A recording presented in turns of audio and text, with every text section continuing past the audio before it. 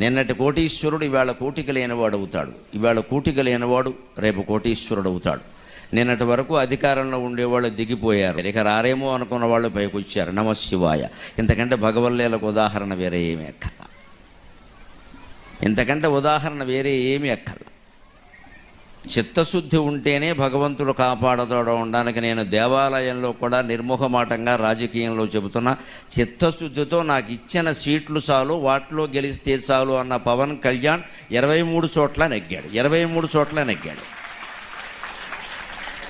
భగవంతుడు ఆశీర్వచనం అతనికి, అతని పార్టీకి, ఆంధ్రప్రదేశానికి సంపూర్ణంగా లభించాలని నేను కోరుకుంటున్నాను. నాకు పార్టీలు పక్షపాతాలు లేవు, నేను ధర్మపక్షపాతిని. ఎవడు ఒప్పుకోడు 21 సీట్లకి, అంత ఇమేజ్ ఉన్నవాడు. అక్కర్లేదు మాకు పొత్తు ప్రధానం,